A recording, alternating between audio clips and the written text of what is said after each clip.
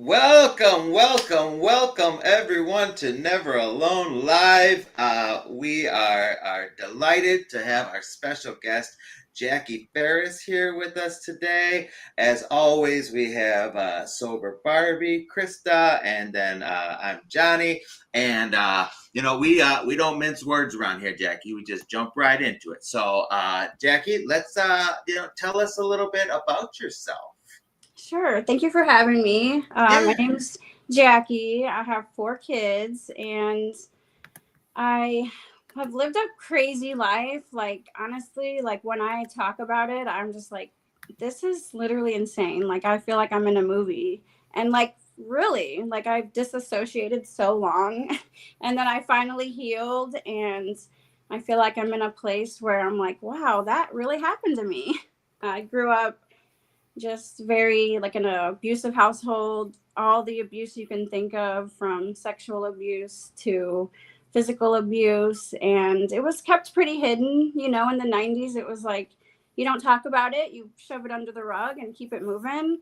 And that's how I've just always lived my life, and I carried it into my adulthood, but I didn't realize it. Like, I always said, nah, that stuff didn't bother me, but I did, because I used my whole life. Like, I started drinking pretty young, started using pretty young, and I got sober all the time. Like, so many different times I've gotten sober.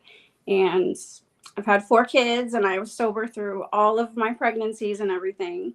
And I did some prison time, and I'm here today to speak about it, to share my journey. I'm excited. You're on mute. I'm on mute. He is. He is. Oh. He says the best stuff when he's on I mute. always say the best stuff when I'm on mute. Oh my goodness, it was just so huge what I just said. No, I just really want to say thank you for being here. I'm going to jump over to the comments real fast because we got a bunch of friends that are joining us. Our friend Jess and Paul and Sober Hats is in here right now, and we are going to be giving away a sober period hat, or he's got ones now that say clean period and things like that. So it's just getting cooler and cooler because it's recover out loud. It's just so profound, and what better way than to wear my recovery, right? And so we're gonna give away some free hats. And but Jackie, let's keep going into this. It's your story. I got all the feels already, so I'll let you continue. Where was your gift of desperation? My gift of desperation, like the toughest thing I went through. Yeah, let's talk about the bottom. Let's start at the bottom. Okay, so in my whole life, I always thought that my traumas never bothered me. But when I lost custody of my son, whew, that's where it just really hit. I'm gonna cry already. It's okay. Tears But are I was just trying to like get through it, because that's what I had always done. Just pick it up. You know how it's like, you have these things happen, and it's like a file cabinet, and you just shove it in the file, and you put it in the back of your brain, and you're just like working and doing whatever you're doing, just living life. And I never missed a visit, of course. I had a son, my first son. His dad's a cop, and I always thought, like, I'm gonna take myself out of my childhood and my traumas, and I'm gonna get with this like stand up guy, and like my life's gonna be so much better. But really, what I learned is it doesn't matter what your title is or what your job is. Like, you have to be a stand up person inside and not just your profession. So I was dating somebody else. I had left him, and I had my son full time, and I had gotten into a fight with my current boyfriend at the time, and I went to a hotel with my son. And of course, I was drinking and just not, I made a lot of mistakes that day. But when I was drunk, I had went to sleep. My son was already sleeping, and I woke up and my son was gone. And I'm just like, where the heck is my child? So I walked out of the hotel room butt naked. Like, I don't even remember any of that, but I know because I've seen the police report. And the cops were waiting for me, and I got arrested that day. My son was fine, but that's what started my losing my son. So I got a DCFS case and I did everything right. I never failed a drug test. I did to the T everything they told me to do. But because my son's father was a cop and he got an order of protection against me, like right away, I know now that like this was all planned. Like there was something that happened that night that it truly wasn't my fault, but there's nothing I can do now, you know, like I was already drunk and made too many mistakes and lost custody of my son that day. So that was probably the hardest thing that happened to me. Wow. That is so you were arrested and then you went into jail. How long were you in jail? I didn't stay in jail at that point. It was Skokie, or I probably really shouldn't say too many details, but it was like they gave me court supervision. So I just pled guilty. I wasn't in jail very long, just booked in, booked out.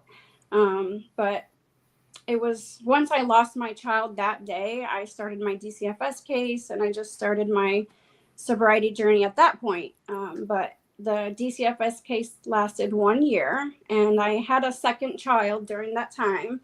And once I got off of papers, I always did so good, like when somebody was watching. Yeah. But then as soon as nobody was watching or I wasn't talking about recovery, it was just like I would fall back. So, and you know, when you don't heal those traumas and you have like this shame in the back of your brain that you just can't get rid of, it's like that's what always brought me back to using, is like the shame of like losing my child and like abuse in my childhood and everything. But at that point it was really like not being a mom. So I started using again and I had been on Vicodin. Like I took a lot of pills and stuff.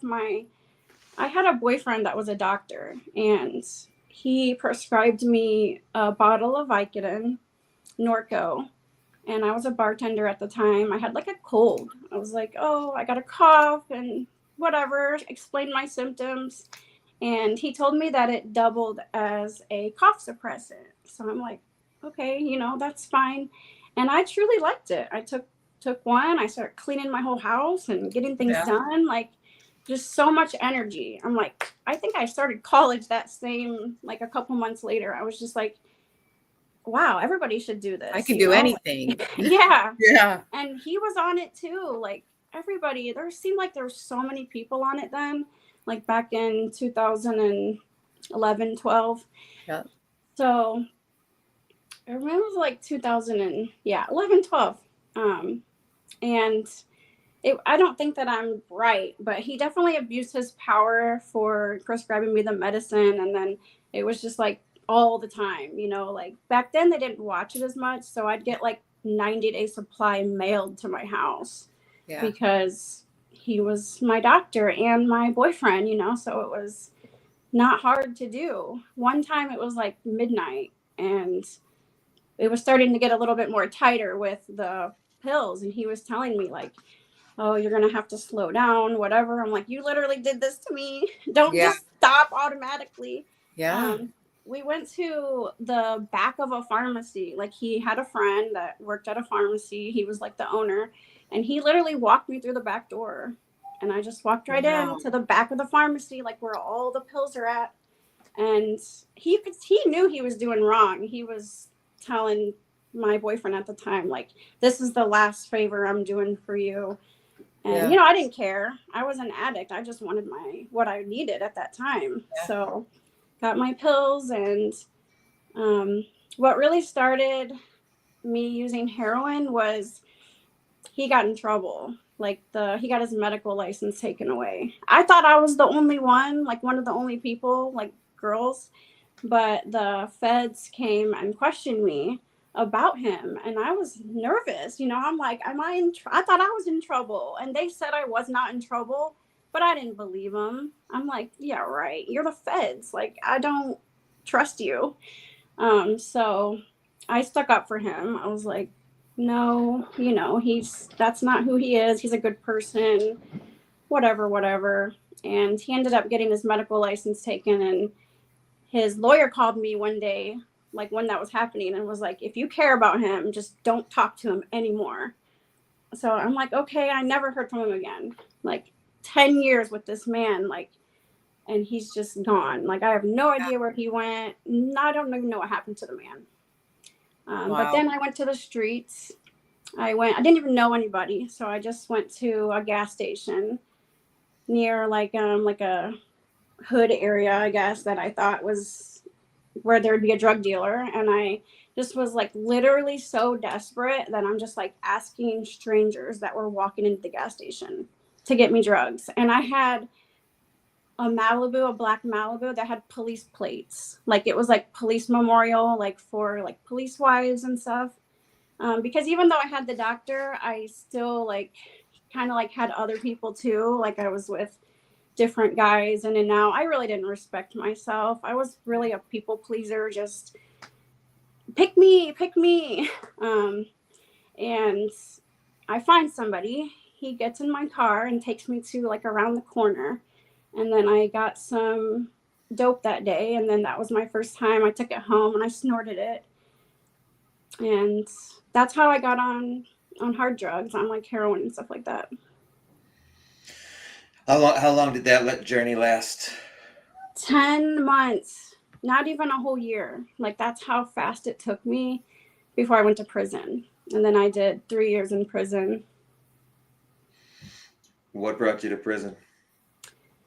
I was doing a lot of erratic things, but I had met this other guy he was like a drug dealer in Champaign, and oh my God, it's so personal.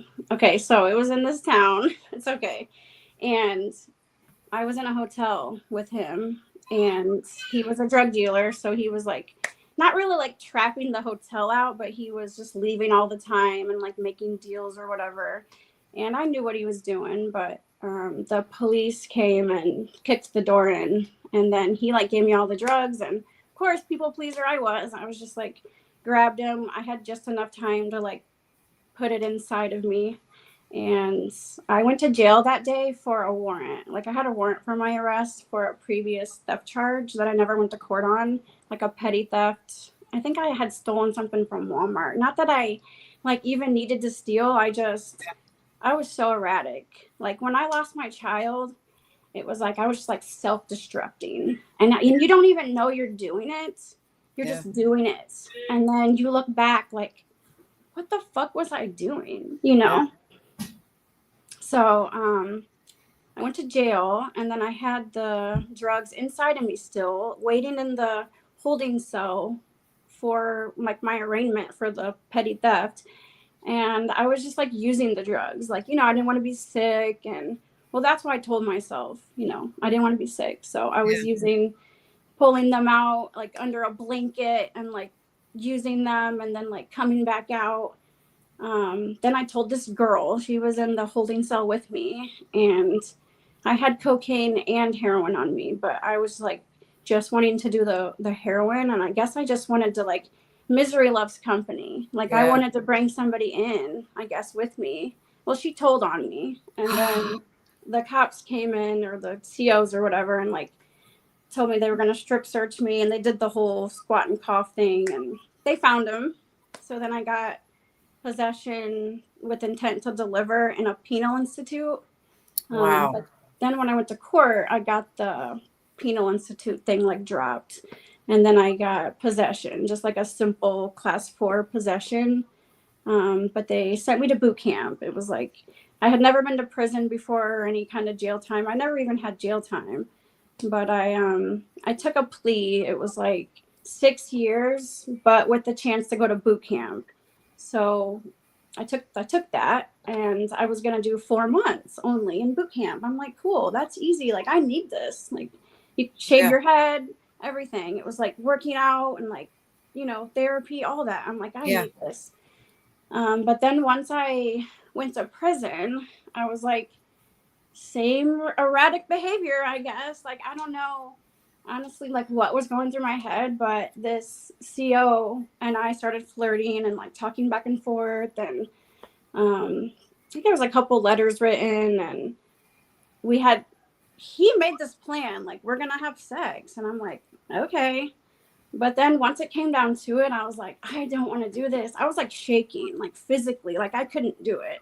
Like Yeah. I couldn't even perform. But it was like, I just wanted to make him happy, I guess. You know, Yeah. I like ran back up to my cell and closed the door. And then he came back up there and was like, what's wrong? You know, it's okay. Like, you need to finish what you started. You know, you got me all going and stuff. And I'm like, okay. So I went back down there and we were in the laundry room. And he said, well, there's no cameras here. And I had only been in prison for 3 weeks. Like, I literally just freaking got there. Like, you don't know me. You don't know me from Adam. He doesn't have a condom.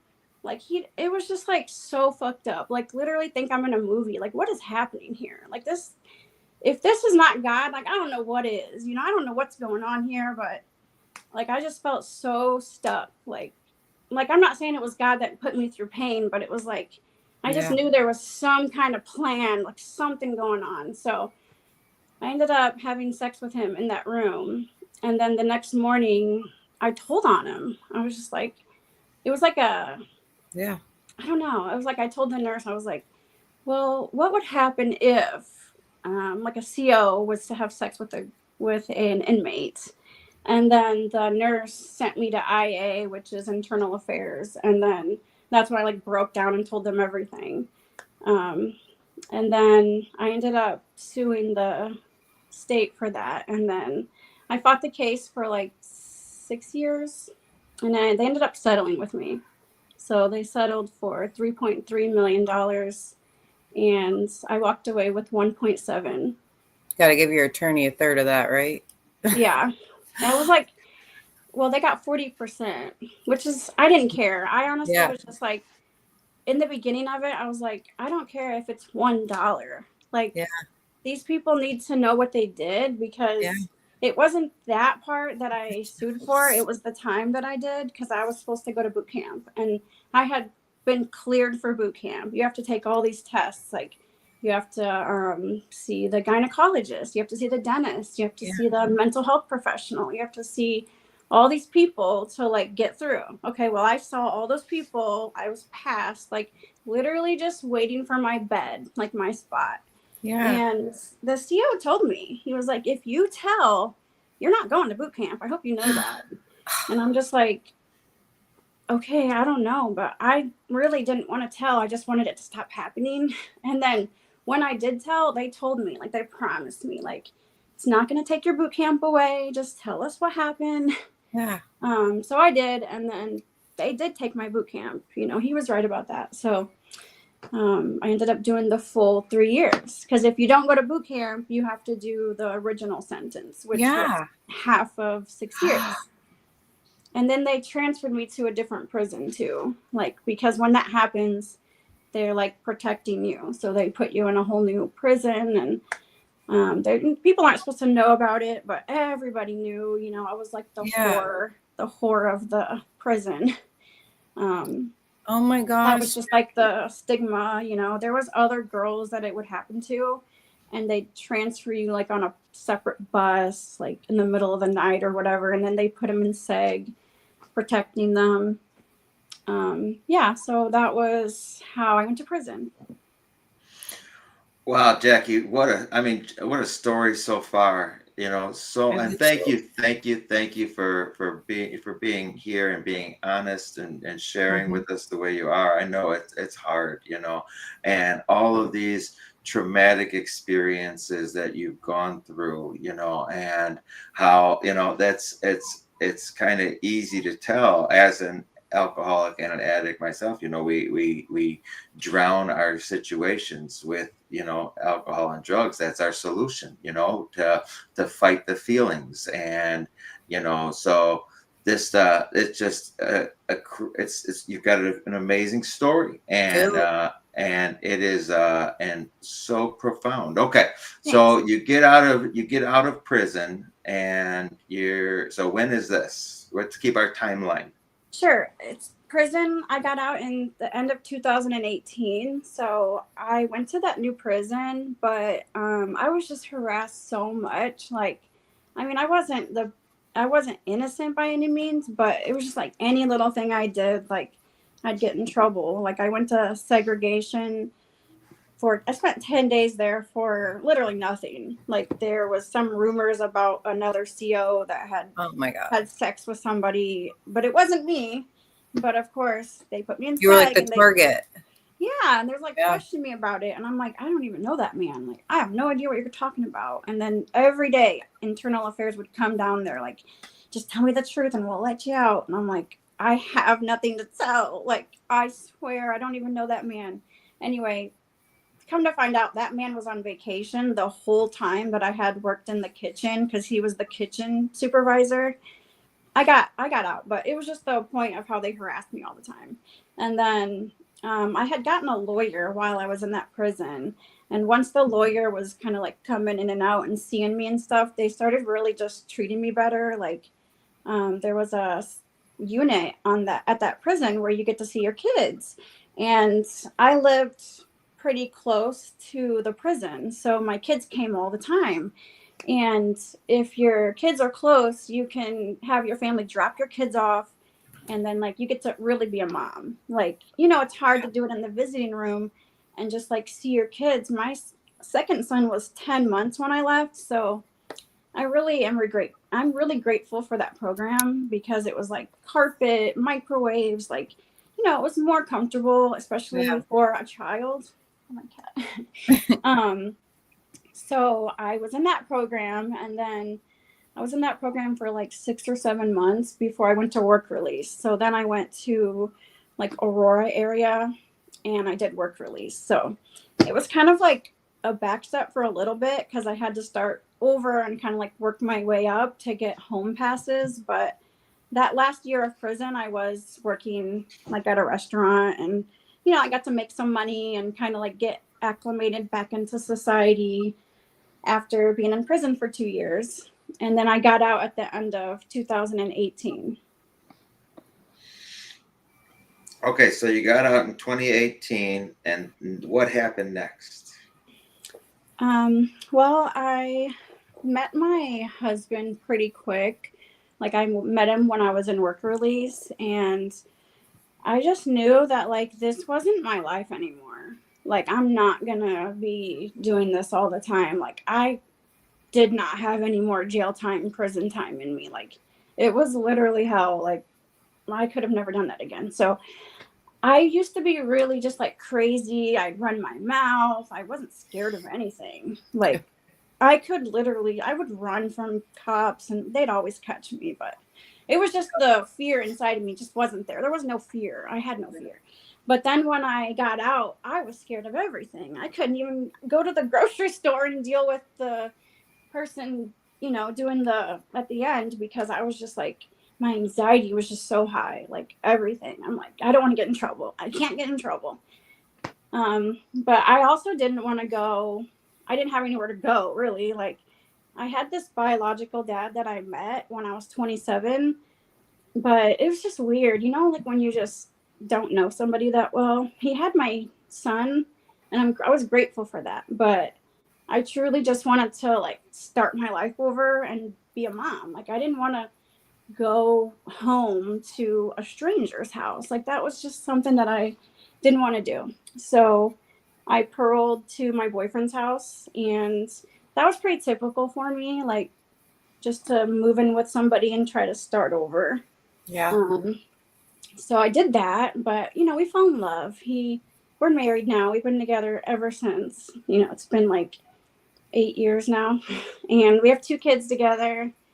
So yeah, I went there. I did my parole and everything, finished parole, and that's it. This wasn't the end of using though. Let's I want to talk about finding recovery for good this time, and Sure. and we're going to get into that topic in a minute. But what was that what got you this last time? Because you've been sober for... It's been about 1.5 years now.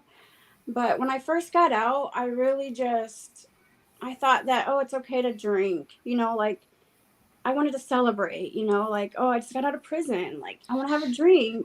And I thought, as long as I'm not doing heroin, you know, like as long as I'm not doing these hard drugs or like failing drug tests, like it's going to be okay to drink, you know, because I'm not an alcoholic. But I mean, I truly was. Like, Krista told me this one time where I was watching one of your videos, like, I'm allergic. Like, I break out in handcuffs. I got that from you. I'm like, that is so fucking true. Break but out more than just handcuffs sometimes. right.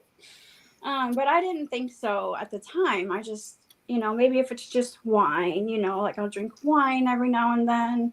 But I was just mean, like nasty, like not a good person. That's not who I am. You know, Same. I'd never do that when I'm sober. Why would I act like that drunk, you know? But I hid it. You know, I didn't tell people what I was doing. I was just like, Cali sober. It's like, you know, whatever term you can make it just to make yourself feel better. I don't know.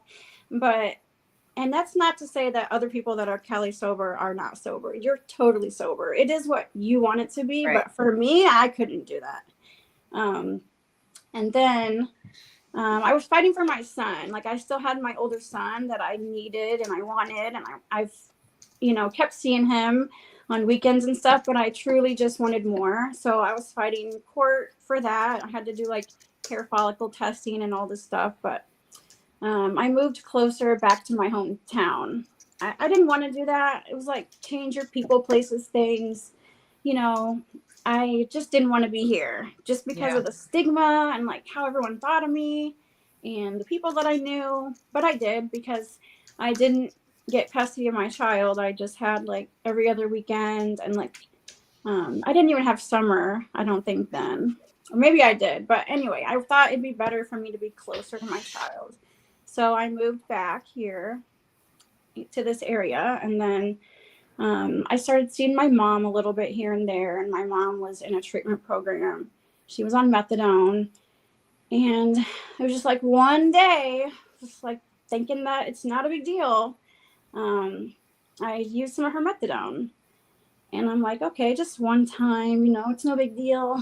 And it kind of gave me that same feeling because I had been so many years, like I guess like 5 years at that point, that I had done any kind of opioid or any kind of drug like that. So I had the same feeling of like getting things done and cleaning up and doing everything and whatever. And I had grown a little bit of a following too by then on TikTok. TikTok in 2020 was kind of like blowing up, and I was like, oh, it's a kid thing. Yeah. And my son was on there and I wanted to see what he was doing. So I got on there and I started just making little funny, silly videos, and one went viral and I'm like, oh, that's cool. So I started making more and more. And then it just like got me to heal. Like, I'm like, this is helping me. I saw other people sharing their stories and they're not ashamed and I shouldn't be ashamed either. So I just started slowly kind of sharing bits and pieces of my story on TikTok, and it was helping. Like when you release some of those things, it's like I don't know how to explain it. It's just like if something just gets lifted off of you, like, okay, I've already let that out. Say what you want to say. I don't give a fuck. This is who I am. Like, that's not who I am anymore. But you fake it till you make it. Truly, you don't even feel it when you're doing it. You're just like, I want to be sober. I want to be a different person. I want to change my outlook. I wanted to change my actions, how I thought, how I felt, like so many things. I just wanted to be different. And fake it till you make it work. So I didn't believe it for so long. I'm like, that's such a saying. Who does that? But it truly does work. Fake it till you make it. And then when I started taking the methadone, I just one day turned into a week, and a week turned into 3 months, and after about like 3 or 4 months, I'm like, this sucks. I'm like tied down. Like once I was like literally doing dishes, like 2 sinkfuls with a whole line down the counter for a little bit of methadone so I don't have to be sick that day. I'm like, I need to change. So I got myself into a treatment program, which I'm still in.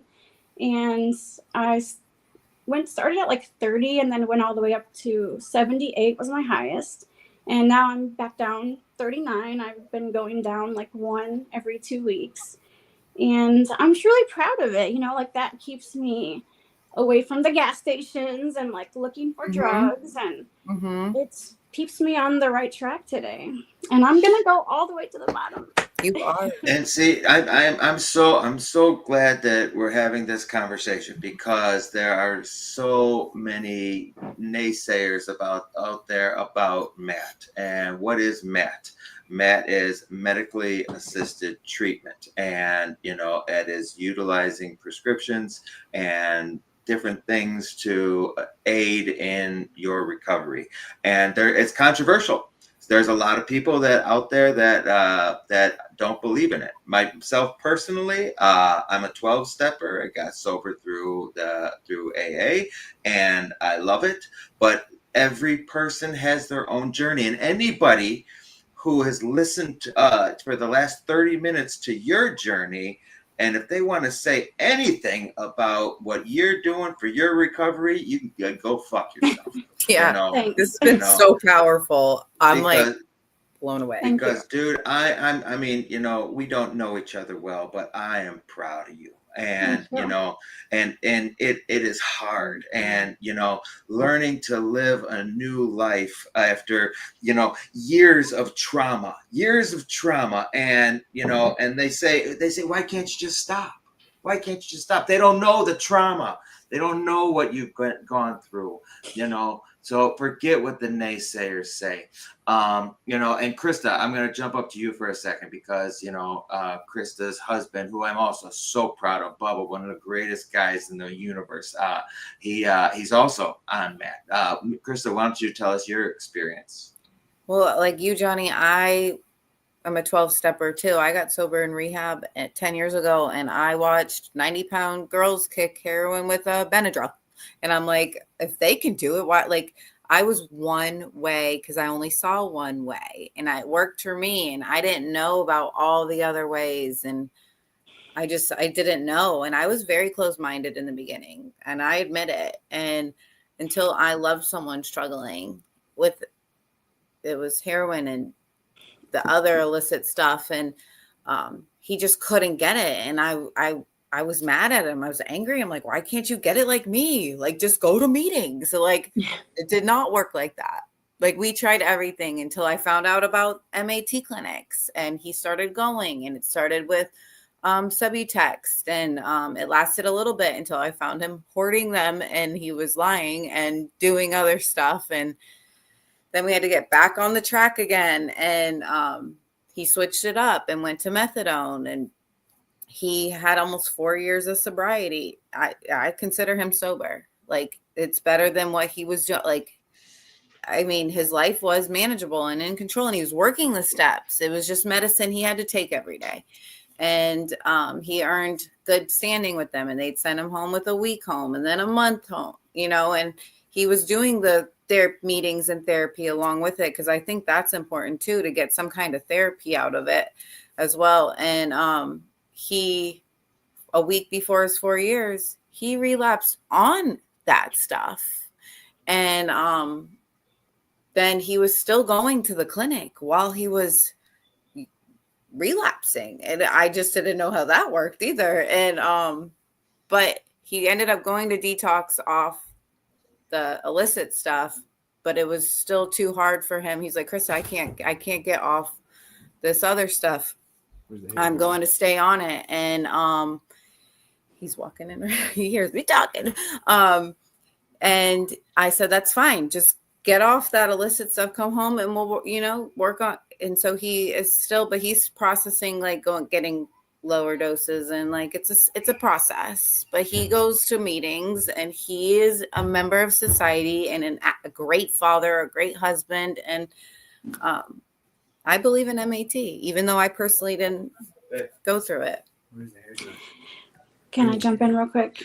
Absolutely, Jackie. The floor is yours. So I feel like you definitely can use methadone and be like not doing the right thing, right? Like, so many people, and I won't put it on anybody, but I truly feel like my mom doesn't do it the right way. I mean, she'll go as high as they let her. And I feel like you have to, if you're going to do it, you have to at some point come down. Like, you know, you can't be there for 10 years at the 100 milligrams. But I mean, that's also a personal thing. If, you know, I don't know, people might be really big and different weights and stuff like that where they need more. But, you know, I truly feel like at some point you have to come down. I went to prison and went through those shits, and I literally shitted on myself. You know, you get through it, you live through it. But I don't want to live through that, you know, like I want to come down and take myself down the right way. Like I don't feel like I'm in prison, so I don't have to go through those like terrible moments of like sweating and shaking in the bed. Yeah. But you have to be doing good. They're watching you, you know, you're drug testing every month, and you can't get your take homes if you're not doing the right thing, and they make you go to certain groups and stuff, which I mean, it's a personal choice. Like I didn't have anyone telling me to go there. There's a lot of people at the place I go that are told to go there. Like they have to go there for like whatever, like DCFS or probation or whatever the case may be. But for me, I was just there like for my personal reasons. And yeah, I started coming down and feeling like really clear. Like I don't even know what I was looking for when I first went there. I was just like, I don't want to be in this desperate spot anymore. I want to be able to at least be doing the right thing. Like I want to be able to be taking the methadone on my own and not like taking somebody else's, because that I knew that was wrong. So I didn't even know what I was there for, but I immediately started going to groups, and I was also smoking weed, like, and it's legal here. So I'm like, yeah, whatever. But there was like this one counselor that kept just writing on me for it. Like, even though you can do it and it's okay to do it. It's like, it's you that's doing it. You don't have to do it. You just want to, and you're using it as an excuse. And I'm like, yeah, whatever. Like you're just talking shit. But then it was like, it just started sinking in. Like, yeah, I want to feel clear. Like I'm still trying to block out these things of like not having my child and like abuse. And I just wanted something different. So I started doing somatic therapy. That's where you really go backwards, like all the way to the beginning of like, what's your first memory? And it was hard for me to do it with a therapist because I just didn't feel comfortable. So I did it on my own. Like I got a book and I started working through all these moments and then like sharing them online and kind of talking to people through the comments and whatnot. And then I started healing, like truly and for real this time. And then I started sharing those things in my groups, like with other people that were on methadone or not on methadone. There's plenty of people that go there for whatever reason. But I just started sharing, and a lot of times people would be like, why are you here? Like, even my own counselor, and she's not there anymore. She actually got fired for like talking about me outside of the clinic, and I had no part in that. But she's like, what are you here for? Like, how did you even find this place? I'm like, I Googled it. Like, just because I have money or a platform doesn't mean I don't have problems, right? Like, it doesn't mean I can't be a drug addict. Like, I'm a drug addict. I'm here because I need to be here. Like, I felt like they were just like judging me, like, well, you can go anywhere. So if you truly wanted help, like, why would you come here? Like, I don't know. I just Googled it. But I don't feel better than anybody. So I didn't feel like I had to go to like this upscale place. And like, I just was like, well, I'll go wherever, you know, I don't feel better than anybody. And then I truly feel like God sends me to these like places because he knows that I'm there to help people. Like I'm there for them to see me and my story and be like, oh, if she can do it, I can do it. You know, if she can get up and take care of herself every day and come to group and go down on her dose, then I can too, you know, because I feel like some people do just go and then just keep going up, up, up. But yeah, you have to want it, like truly and truthfully, you have to just want to be clean. Like it's a personal thing, you know, nobody can like force you to do it. And I always thought the same thing, like, well, just fucking quit because I've always quit. Like if I got pregnant or whatever, like it was in my brain, like I gotta quit. This is something I have to do. I can't use when I'm pregnant, right?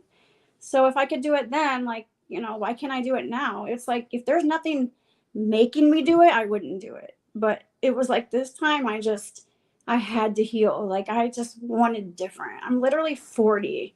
Like, I just couldn't keep going through these moments. And then with me having that money, it was like everybody hated me. Like, this whole area, like all my people who I thought were my close friends and my family, they were just like jealous. Like, she doesn't deserve it. She's a whore. Like, how dare she? Like, I wasn't just gonna be like, no, I don't want the money. Like, you know, but anyway, it was just like so many people who were like telling me I couldn't run a business and I couldn't do this, I couldn't do that because like I'm a drug addict.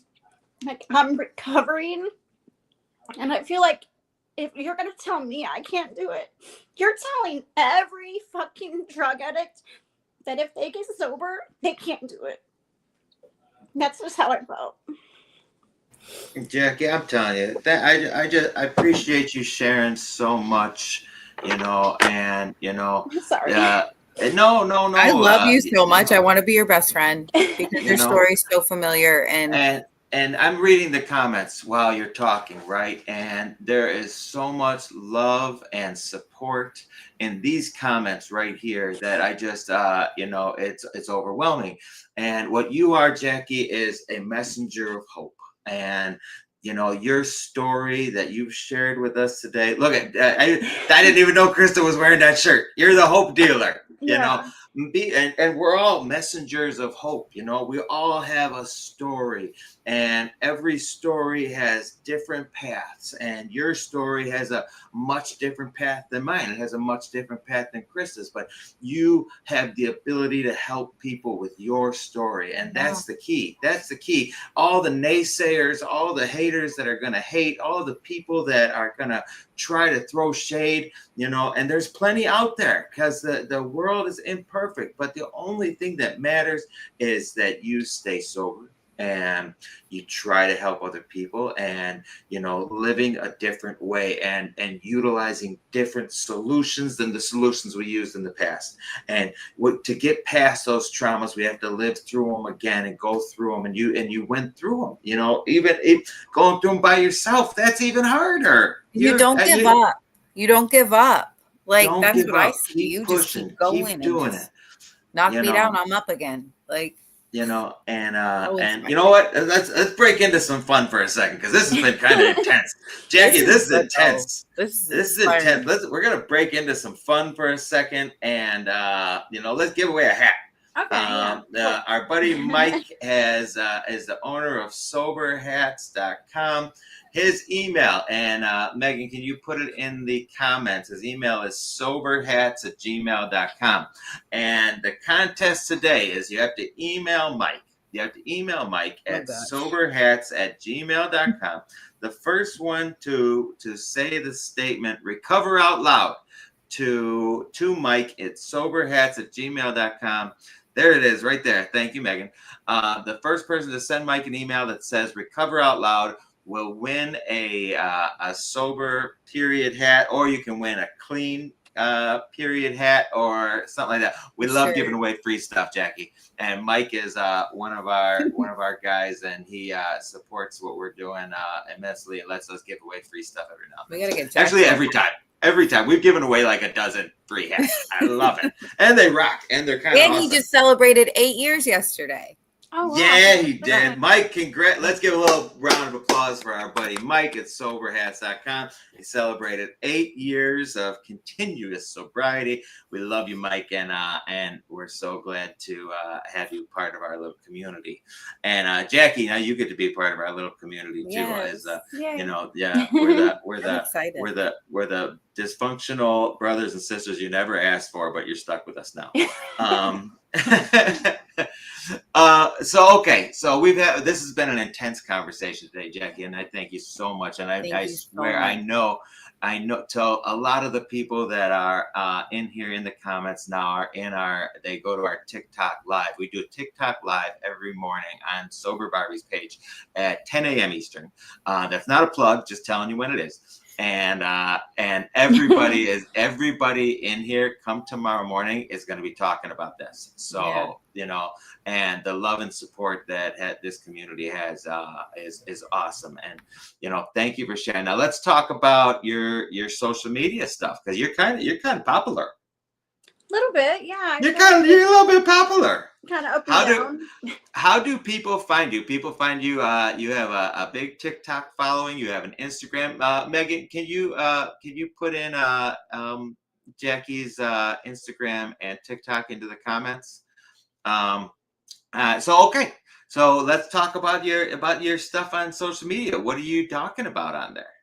So I have TikTok, it's just my name, Jacqueline Ferris, and then my Instagram, same, Jacqueline Ferris. There's an underscore after it. I had got lost all my accounts when I got out of prison, so I had to start over, like Instagram and Facebook. TikTok wasn't really a thing, but I couldn't get back into my old one with just my name. But so there's an underscore on Instagram, and I talk about recovery. I talk about I do properties now. I started a business called TNF Estates, and my husband and I started it. T for his name, Thompson, and F for my name, Ferris.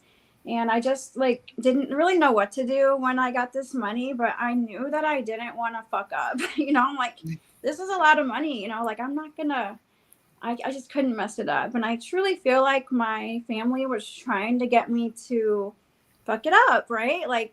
Nobody had a plan for me. Just, I had so much stuff thrown at me, like stocks and storage units and this and that. And I desperately wanted to do real estate. I don't know why. It was just like God kept telling me. It was like, it's just my intuition, something kept saying, go for it, go for it. But my family was telling me that's too much, too hard, whatever. But I wasn't afraid of hard work. I'm like, you're not scared. No, I got to do this. That's a lot of money. I wanted to keep it.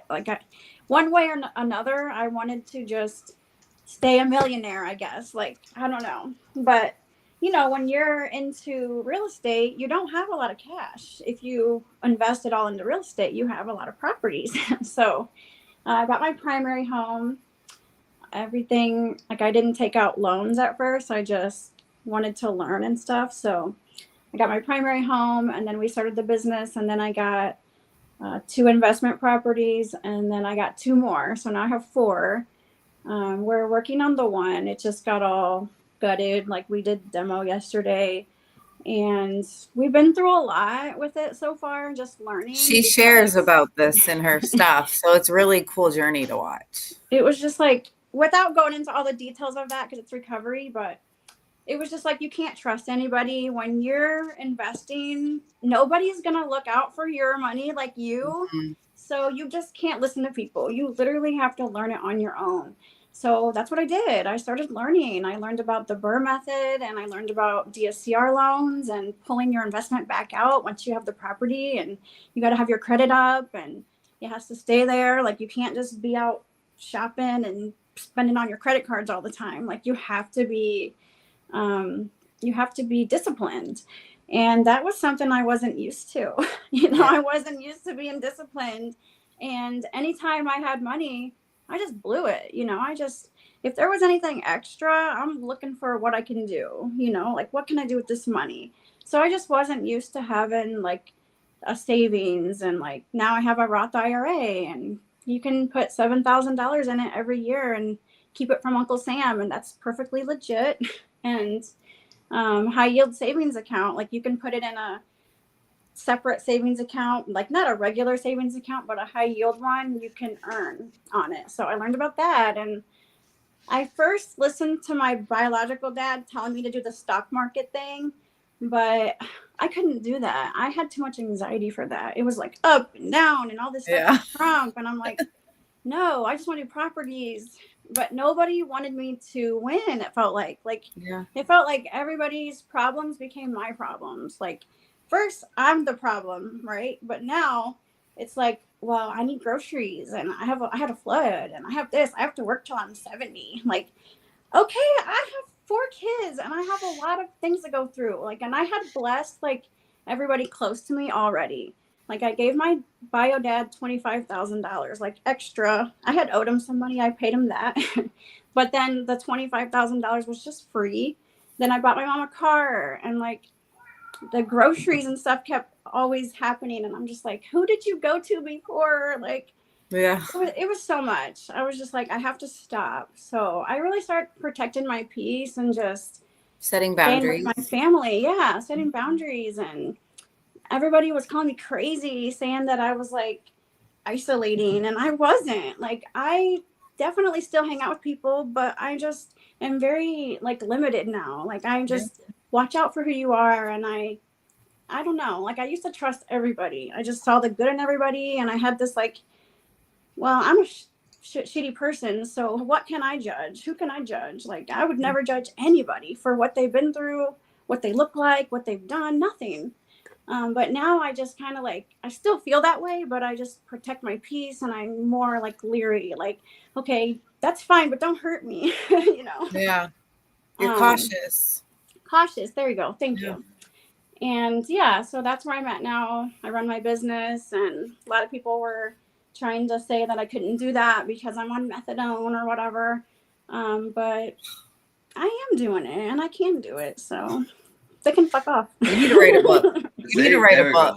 go. Okay. I am book. writing a book. I'm writing a book right now. I've literally wrote better like get a 4 signed copy. pages, but I'm writing it on my own, and I have a mentor that I'm Yeah. working with.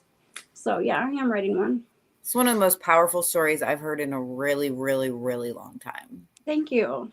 Jackie, gonna thank cry. you so much for sharing with us. This has been outstanding. Normally, I'm in the comments reading comments, but I was so engaged, I couldn't stop. Never seen him pay attention like this. I know, right? That's horrible. It's done. It's done. But thank you so much. And then if people want to learn more about you, want to see, I mean, you're teaching people how to invest. You're teaching people about your recovery. You're teaching people everything. So go follow Jackie. All of her TikTok and Instagram information is in the comments. And if you have questions for comments, you know what? Maybe we can convince her to come on TikTok with us tomorrow morning. She'll and come we can get have a box. I know she'll come. And look, she's already shaking her head. Yes, so that's I'll be a there. guarantee. Jackie will be on tomorrow, and you guys can ask all your questions for her tomorrow. And Timothy, hang on, Tim. That's Sober Cowboy. Tim won the hat today. Come back next week. We've got another interview next week, and we'll be giving away more free sober period hats. And just once again, Jackie, thank you so much for being here with us today. I mean, so many people were on here and got to hear your story and get some hope from you, hopefully. And and thanks everybody for tuning in. We'll see you next week. Thank you. Thank you.